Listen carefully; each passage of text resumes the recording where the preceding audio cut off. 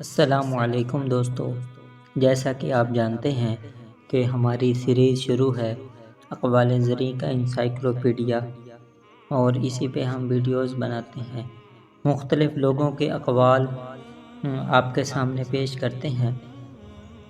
اور آج کی جو ہماری ویڈیو ہے حضرت عمر بن عبدالعزیز رحمۃ اللہ علیہ کے اقوال پر ہے۔ حضرت عمر بن عبدالعزیز رحمۃ اللہ علیہ فرماتے تھے، امیدوں کو لمبا مت کرو اور قیامت کو دور نہ سمجھو، کیونکہ جو مر گیا اس کی قیامت قائم ہو گئی۔ سنت کی مخالفت کر کے سلامتی حاصل نہیں ہو سکتی، اور اللہ تعالیٰ کو ناراض کر کے مخلوق کی رضا حاصل نہیں کی جا سکتی۔ دنیا ایک دیمک زدہ امید کا نام ہے، گزر جانے والی گھڑی سے عبادت آخرت کی طرف جانے کا راستہ ہے اور موت کی طرف پہنچانے کا ذریعہ ہے۔ اللہ تعالیٰ اس شخص پر رحم کرے جو حقیقت پر نگاہ رکھے، اپنے نفس کی خیر خواہی کا فیصلہ کرے، اللہ تعالیٰ سے ڈرتا رہے، گناہوں سے احتراز کرے اور اپنے دل کو نورانی بنائے۔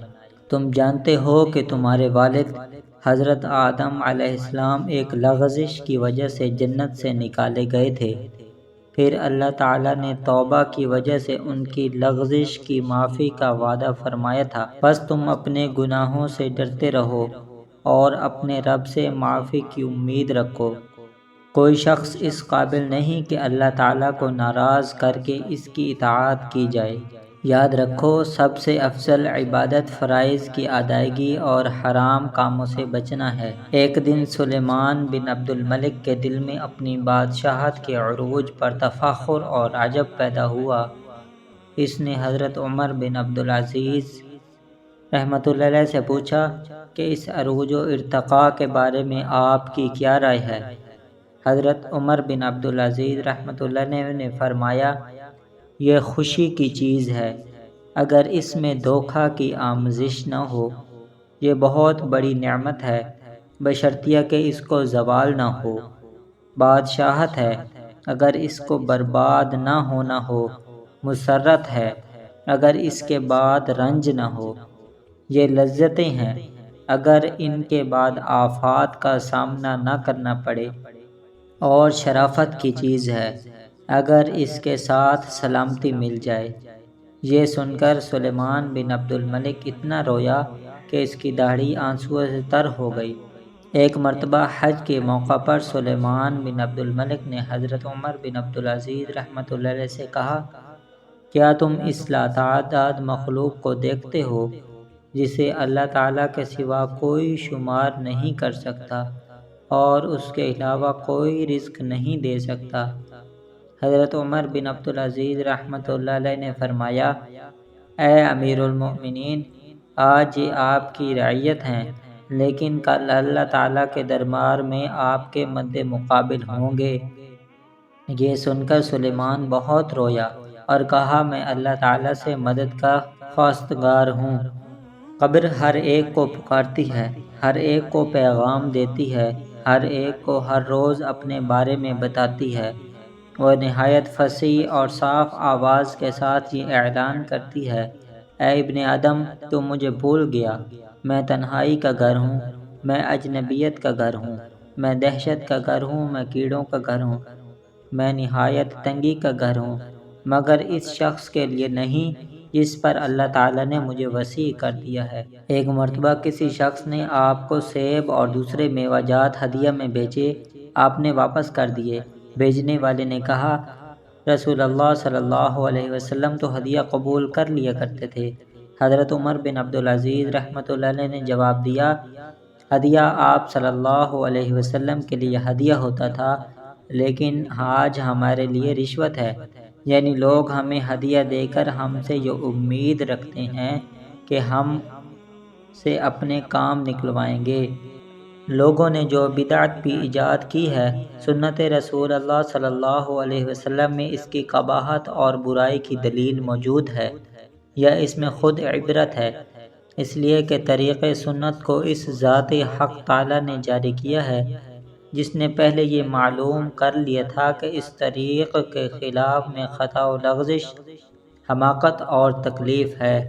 صحابہ کرام معاملات دین میں اتنا کلام کر چکے ہیں جو بالکل کافی ہے، اور اس کو اتنا بیان کر دیا ہے جو شفا دینے والا ہے، بس ان کے طریقہ سے کمی و کوتاہی کرنے کی کوئی گنجائش نہیں، اور ان سے زیادتی کرنے کا بھی کسی میں حوصلہ نہیں، اور بہت سے لوگوں نے ان کے طریقہ سے زیادہ کا ارادہ کیا، وہ لغو میں مبتلا ہو گئے، اور یہ حضرات افراط و تفریط اور کوتاہی کے درمیان ایک راہ مستقیم پر تھے۔ اسلاف جو قیل و قال سے بچے ہیں وہ علم کی وجہ سے بچے، نہ کہ عجز و ناواقفیت سے، اور مکمل بصیرت پر انہوں نے لوگوں کو قیل و قال سے روکا، اور اگر وہ بحث کرنا چاہتے تو وہ سب سے زیادہ اس پر قادر تھے۔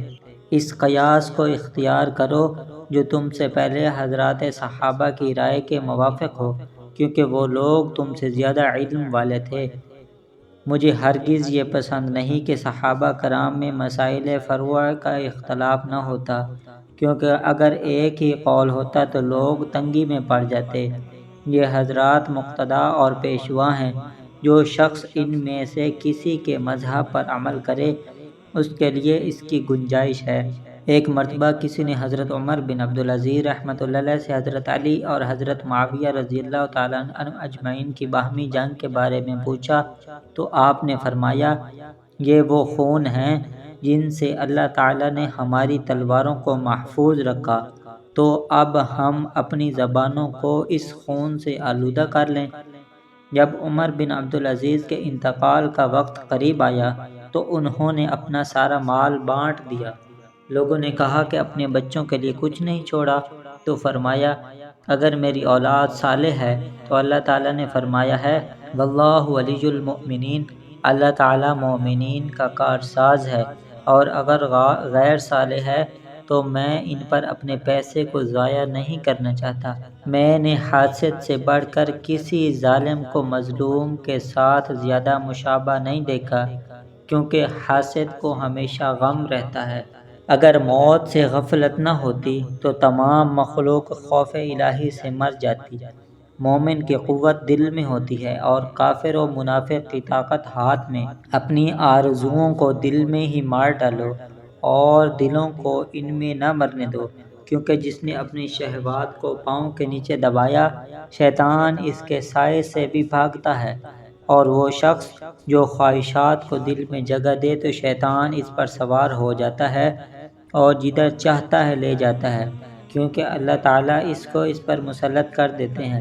آپ سے نصیحت کی درخواست کی گئی تو آپ نے فرمایا کہ اس بات سے ڈر کہ تو صالحین کا ہم نشین ہو اور ان سے فائدہ نہ اٹھائے، یا تو گناہ گاروں کو برا کہے اور خود گناہوں سے پرہیز نہ کرے، یا اعلانیہ شیطان کو لعنت کرے اور باطن میں اس کا مطیع ہو۔ تم میں سے کوئی بھی متقی نہیں ہو سکتا جب تک ہر ایسا قول و فعل ترک نہ کر دے جس سے دنیا اور آخرت میں فضیحت اور شرمندگی ہو۔ آپ سے عرض کیا گیا، انسان تقویٰ کی چوٹی پر کب پہنچ سکتا ہے؟ فرمایا، جب اپنے تمام خیالات کو طباق میں رکھ کر بازار میں چکر لگائے اور شرمندہ نہ ہو۔